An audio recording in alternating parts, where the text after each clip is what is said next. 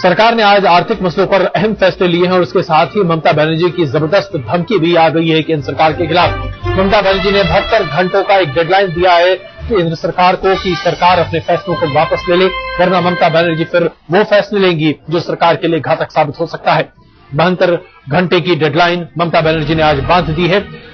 Multi brand retail sector में 51% FDI का सख्त विरोध ममता बनर्जी लगातार करती चली आ रही थी और इसके बावजूद केंद्र सरकार ने आज मल्टी ब्रांड स्टोर में 51% विदेशी निवेश को मंजूरी दे दी और इसी के खिलाफ ममता बनर्जी ने आज केंद्र सरकार को 72 घंटे की यानी कि 3 दिनों की डेडलाइन दे दी है कि 3 दिनों में सरकार अपने इस फैसले को वापस ले ले, अन्यथा ममता बनर्जी तय करेंगी कि उन्हें सरकार के साथ रहना है या नहीं। कुल मिलाकर देखा जाए तो ममता बनर्जी की अब तक की सबसे बड़ी और कारगर धमकी सामने आ रही है। संदीप सुलवरकर हमारे सहयोगी हमारे साथ मौजूद हैं। संदीप, ये बताइए कि ममता बनर्जी की 72 घंटे की डेडलाइन केंद्र सरकार इसे कितनी गंभीरता से ले सकती है और आपको लगता है कि ममता बनर्जी अपने बयान पर टिकी रहेंगी?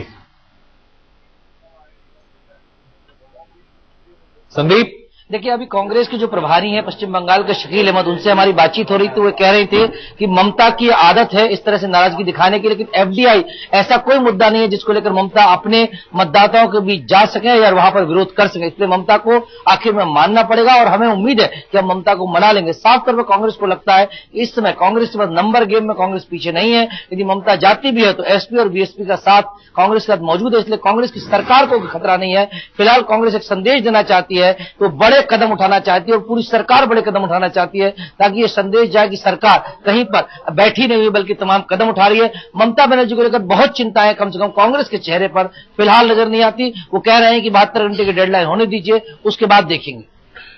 संदीप, लेकिन यहां पर एक बड़ा सवाल यह होता है कि समाजवादी पार्टी खुलकर एफडीआई के मसले पर केंद्र सरकार के विरोध में है और समाजवादी पार्टी के अध्यक्ष पिछले 2 दिनों से पश्चिम बंगाल में बैठकर ही केंद्र सरकार के खिलाफ आग उगलते हुए दिखाई दे रहे थे।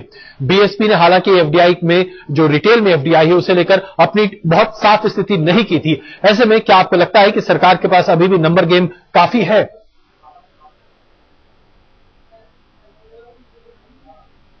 देखिए, सरकार का यह कहना है कि समाजवादी पार्टी ने इस एफडीआई के मुद्दे को लेकर जो मुख्यमंत्री अखिलेश, उनकी खुद की राय रही है कि एफडीआई आना चाहिए और मल्टी ब्रांड में भी आना चाहिए, लेकिन शहरों तक होना चाहिए और इसका धंधे पर, छोटे उद्योग धंधों पर असर नहीं होना चाहिए। ये अखिलेश की राय। जहां तक मुलायम सिंह जी की राय है वो इसके खिलाफ रही है। तो उनको लगता है कि जहां तक वो एसपी का सवाल है तो उसे मनाने में कामयाब हो जाएंगे। नंबर गेम में अभी उनको लगता है कि सरकार को सिर्फ एफडीआई के मुद्दे पर कोई भी नहीं चाहेगा कि सरकार गिराई जाए, क्योंकि ऐसा मुद्दा नहीं है जिसको लेकर आप जनता के बीच जा सकें या किसी जनता को इस पर वोट कर सके, बल्कि जनता को रोजगार का वादा करके या यूं कहे कि सरकार नए नए रोजगार के तरीके दिखाकर और फार्मर्स और किसानों की मदद की बात करके सरकार अपने पक्ष में इस माहौल को बना सकती है। इसलिए सरकार कह रही कि देखिए आगे क्या होता, हमने कदम उठा दिया, लेकिन उन्हें अभी सरकार करने की कोई चिंता फिलहाल नजर नहीं आती। बिल्कुल, बालकृष्ण हमारे सहयोगी भी इस वक्त हमारे साथ जुड़ रहे हैं। बालकृष्ण, अगर देखा जाए तो सरकार ने साफ तौर पर स्पष्ट कर दिया है कि कम से कम आर्थिक मसलों पर वो 2 कदम आगे चलने को तैयार है। पब्लिक सेक्टर कंपनी में विनिवेश, मल्टी ब्रांड रिटेल में 51% एफडीआई, एविएशन सेक्टर में 49% एफडीआई, सरकार अब फैसले लेने को तैयार बैठी है। लेकिन क्या वाकई में सरकार के ये फैसले कार्यान्वित हो पाएंगे? क्या सरकार के पास इतनी इच्छा शक्ति है अभी? देखिए अजय, ये काफी कुछ इस बात पर निर्भर करता है कि जो पार्टियां, जो सहयोगी दल विरोध कर रही हैं, कहने को विरोध कर रही हैं, वो विरोध करते हुए किस हद तक जाती हैं। तृणमूल कांग्रेस की बात अगर आप ले, डीएमके की बात ले या मुलायम सिंह यादव की बात ले, आप देख सकते हैं कि इस पे कहीं ना कहीं वो विरोध जरूर कर रहे हैं। लेकिन जैसे अगर आप डीजल के मुद्दे की बात करें, जब सीसीपीए ने ये फैसला किया कि डीजल की कीमत 5 रुपए बढ़ाई जा रही है, तो ममता बनर्जी ने तृणमूल कांग्रेस का विरोध तो किया, लेकिन जो उनके मंत्री हैं मुकुल रॉय, वो इस बैठक में, कल की बैठक में मौजूद नहीं थे, वो आज की बैठक में भी मौजूद नहीं थे। इसलिए ये नहीं लगता है कि जो पार्टियां विरोध कर रही हैं वो सरकार गिराने तक की जाएंगी। और कहीं ना कहीं सरकार ने पिछले कुछ महीनों में मेहनत की है, सहयोगियों के साथ बात की है, वो सहयोगी ने अपना विरोध तो नहीं छोड़ा है, लेकिन वो विरोध शायद इस वक्त ऐसा नहीं लगता है वो कि नंबर गेम की जरूरत पड़ेगी। वो विरोध शायद इस हद तक नहीं जाएगा कि वो सरकार गिराने पर आमादा हो जाए। बिल्कुल, आप दोनों का बहुत धन्यवाद इस चर्चा में शामिल होने के लिए। कुल मिलाकर देखा जाए तो सरकार फिलहाल खतरे में दिखाई नहीं दे रही है और सरकार के लिए जरूरी है कि कम से कम वो ये करती हुई दिखे कि कोई कार्रवाई तो की जा रही है। सरकार ने, जैसा कि हमने आपको बताया, मल्टी ब्रांड रिटेल में एफडीआई की मंजूरी दी है 51%। सीसीए की आज इस अहम बैठक में फैसला लिया गया, जहां अब इस फैसले के बाद वॉलमार्ट जैसी तमाम बड़ी कंपनियां भारत में निवेश कर सकती हैं। इसके साथ साथ सबसे बड़ी बात यहां पर यह निकल कर आ रही है कि 51% तक मालिकाना हक इन कंपनियों का होगा, जबकि इन्हें 30% से ज्यादा सोर्सिंग करनी पड़ेगी भारत से ही, यानी कि मैन्युफैक्चरिंग को यहां बढ़ावा दिया जाएगा और 10 लाख से ज्यादा आबादी वाले शहरों में ही ये अपनी दुकानें खोल पाएंगे। इसके साथ साथ घरेलू एयरलाइंस में भी विनिवेश की बात सामने आ रही है। आइए देखते हैं हमारी रिपोर्ट। आखिरकार एफडीआई को मंजूरी मिल ही गई। सरकार ने जबरदस्त विरोध के बावजूद और लंबे वक्त तक टालमटोल करने के बाद एफडीआई को मंजूरी दी। सरकार ने एविएशन में विदेशी निवेश को मंजूरी दे दी है। इसके अलावा रिटेल सेक्टर में भी एफडीआई को मंजूरी दे दी गई है, जबकि 3 पीएसयू में भी विनिवेश को मंजूरी दे दी गई है। कैबिनेट ने आज सूचना प्रसारण में भी विदेशी निवेश को हरी झंडी दिखाई, जबकि पावर सेक्टर में भी एफडीआई को मंजूरी दे दी गई। जाहिर है ये सरकार का बहुत बड़ा फैसला है। आइए अब आपको बता दें कि इस एफडीआई का मतलब क्या है। एविएशन में एफडीआई का मतलब है कि विदेशी कंपनियां अब भारत में निवेश कर सकेंगी। विदेशी कंपनियां निवेश 49% तक कर सकेंगी। इसी तरह मल्टी रिटेल में भी एफडीआई को मंजूरी मिल गई है, यानी विदेशी कंपनियां भारत में 51% हिस्सेदारी खरीद सकेंगी। भारत में विदेशी सुपरमार्केट खुलने लगेंगे और विदेशी कंपनियों को मालिकाना हक मिलने लगेगा। मल्टी रिटेल में एफडीआई का देश में भारी विरोध हुआ है और खुद सरकार की सहयोगी पार्टियां भी इसके खिलाफ हैं। आइए आपको बताएं कि इसके समर्थन और विरोध में क्या क्या तर्क दिए जा रहे हैं। मल्टी रिटेल एफडीआई के समर्थक कहते हैं कि इससे देश में रोजगार के अवसर तेजी से बढ़ेंगे, लेकिन इसके विरोधी कहते हैं कि छोटे किराना दुकानों को एफडीआई लील जाएगी। एक तर्क यह भी दिया जाता है कि किसानों को इससे सहूलियत होगी, वो बिचौलियों से बच जाएंगे। लेकिन एफडीआई विरोधियों का कहना है कि नहीं, सरकार को किसानों की हालत सुधारने के लिए वैसे भी मजबूत कदम उठाने चाहिए। एफडीआई के समर्थक कहते हैं कि उपभोक्ताओं के सामने विकल्प बढ़ेंगे, महंगाई घटेगी, लेकिन विरोधियों का कहना है कि विकल्प बढ़ने के नाम पर देसी बाजार में चीनी सामान छा जाएंगे। इसी तरह जरूरत के छोटे मोटे सामानों पर भी विदेशी कंपनियों का नियंत्रण बढ़ जाएगा। रिटेल में एफडीआई के समर्थन में कहा जाता है कि इससे औद्योगिक विकास को बढ़ावा मिलेगा, लेकिन दूसरी तरफ ये तर्क भी सामने है कि देसी कंपनियां दम तोड़ देंगी। सरकार ने ऐसे वक्त में ये फैसले लिए हैं जबकि देश बहुत बड़ी सियासी उथल-पुथल के दौर से गुजर रहा है। सरकार ने ऐसे वक्त में ये फैसले लिए हैं जबकि देश बड़े सियासी उथल-पुथल के दौर से गुजर रहा है। जाहिर है आने वाले दिन अहम होंगे। बालकृष्ण, दिल्ली, आज तक। एविएशन सेक्टर में एफडीआई को मंजूरी से नागरिक उड्डयन मंत्री अजीत सिंह काफी खुश हैं। उनका कहना है कि इसका बड़ा लाभ होगा आम आदमियों को और अब एविएशन सेक्टर में रोजगार के अवसर भी बढ़ेंगे। हमारे सहयोगी मनोज शर्मा ने उनसे खास बातचीत की। देश में एविएशन में एफडीआई को मंजूरी दी जा चुकी है। हमारे साथ हैं चौधरी अजीत सिंह, उनसे बात करते हैं और जानते हैं इस फैसले के बारे में। सर ये बताएं, ये जो फैसला लिया गया, सबसे पहले ये फैसला क्या है और इसकी क्या अहमियत है? देखिए, उड्डयन क्षेत्र में विदेशी निवेश का प्रावधान पहले से है। एयरलाइन में 49% है, मेंटेनेंस रिपेयर में 100% है, कार्गो में 100% है, प्राइवेट एयरलाइंस जो है प्राइवेट एयरप्लेन्स में 74% है, ग्रीनफील्ड में भी एयरपोर्ट में है। तो इसलिए ये पहले से है, कोई नई बात नहीं है।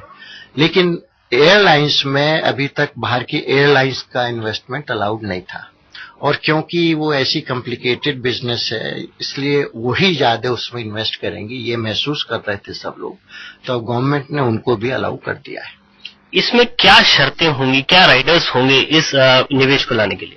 देखिए, शर्तें यही हैं कि पहले तो 3/4 डायरेक्टर्स कंपनी के हिंदुस्तानी होंगे, चेयरमैन हिंदुस्तानी होंगे, उसमें जो बाहर से लोग आएंगे उनको सब सिक्योरिटी क्लियरेंस लेनी पड़ेगी, इसका जो ओनरशिप है वो इंडियन होगी टोटली, और फिर जो भी रूल्स हैं, सेबी के रूल्स हैं विदेशी निवेश के बारे में, फिर हमारे अपने रूल्स हैं सिविल एविएशन में, कैसे प्लेन को आएगा, कौन कौन रूट्स किस तरह दिए जाएंगे, वो सब, उसमें कोई चेंज नहीं है वो। लेकिन बीजेपी को लग रहा है कि सरकार ने देश के साथ धोखा किया है। रिटेल में एफडीआई से छोटे व्यापारी को सबसे ज्यादा नुकसान होगा। रविशंकर प्रसाद से यह खास बातचीत। खुदरा क्षेत्र में विदेशी निवेश का फैसला कैबिनेट ने ले लिया है। क्या कहना है मुख्य विपक्षी दल बीजेपी का? हमारे साथ हैं राज्यसभा में पार्टी के उपनेता रविशंकर प्रसाद जी। रविशंकर प्रसाद जी, फैसले पर क्या कहना है? भ्रष्टाचार से घिरी सरकार, आम जनता को परेशान करने वाली सरकार, उसने आम जनता को एक और दर्द देने का काम किया है। ये जो एफडीआई रिटेल में आया है, इससे छोटे छोटे दुकानदार करोड़ों की संख्या में जो उस पर निर्भर करते हैं, ये सब परेशानी में पड़ेंगे। विदेश के दबाव में किया गया है। ये बहुत ही दुर्भाग्यपूर्ण है और मजे की बात है कि इस सरकार के सारे सहयोगी भी इसका विरोध कर रहे हैं। आखिर कब तक देश की जनता को सरकार महंगाई के बोझ के तले दबाती रहेगी? आखिर कब तक आम आदमी हर दिन बढ़ी हुई कीमतों से जूझता रहेगा? डीजल और एलपीजी सिलेंडर की कीमतों में बढ़ोतरी के ऐलान के बाद देश भर में पब्लिक सड़कों पर उतर आई। हर ओर महंगाई मुर्दाबाद के नारे लग रहे हैं।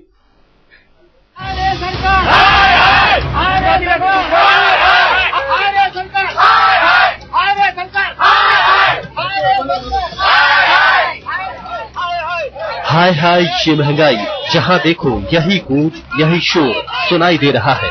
हर गली, हर शहर में जनता का आक्रोश दिखाई दे रहा है। इनका गुस्सा वाजिब भी है। आखिर इन्हें हर साल, हर महीने सरकार की ओर से महंगाई की सौगात जो मिल रही है।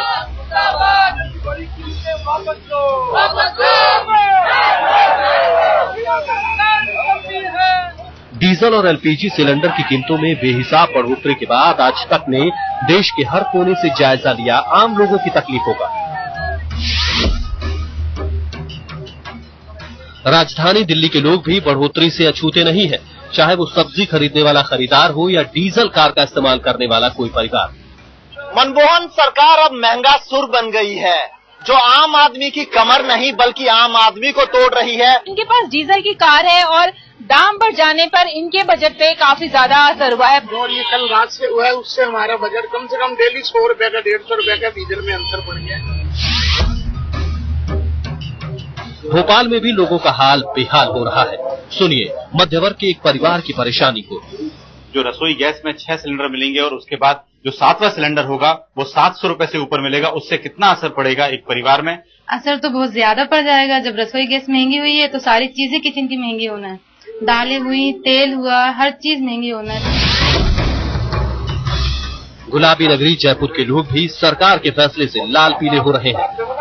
केंद्र सरकार ने डीजल के दाम में आग लगा दी है और प्रति लीटर 5 रुपए की बढ़ोतरी हो गई है।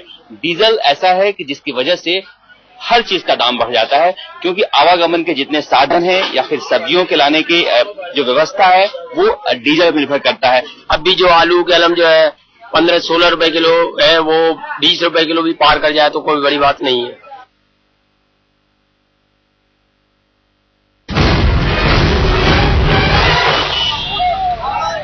पूरब के शहर पटना की जनता भी त्राहिमाम कर रही है, चाहे वो मध्य वर्ग की हो या फिर हाई इनकम ग्रुप की।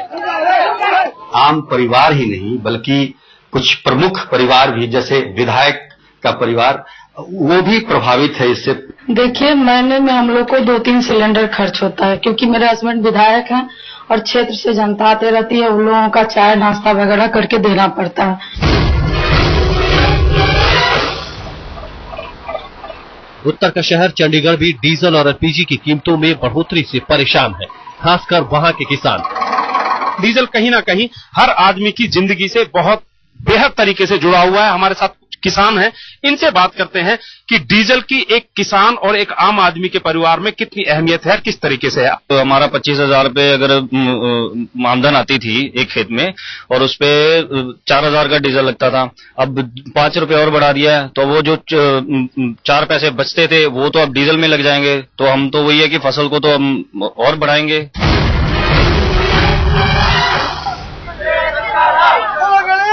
दक्षिण के शहर बेंगलोर में भी महंगाई मुर्दाबाद के नारे गूंज रहे हैं। यहाँ गृहिणियों में गुस्सा एलपीजी सिलेंडर की कीमतों में बढ़ोतरी को लेकर ज्यादा है। साल में आप कितने सिलेंडर्स यूज करते हैं और ये जो नए निर्णय, जो डिसीजन लिया है उन्होंने, उससे आपको कितना प्रभाव पड़ सकता है आपके बजट के ऊपर? 6 सिलेंडर के बाद जब वो बढ़ेगा तो बहुत फर्क पड़ेगा। अभी सब कुछ का प्राइस बढ़ रहा है, तो इसका प्राइस अगर बढ़ जाए तो बहुत ही फर्क पड़ेगा, मुश्किल होगा। देखा और सुना आपने बढ़ती कीमतों के बोझ तले आम जनता का दर्द, लेकिन सरकार शायद इससे बेफिक्र है। तभी तो जनता की परेशानियों पर मजबूरी का मरहम लगाकर जख्म को और बढ़ा रही है। आज तक ब्यूरो।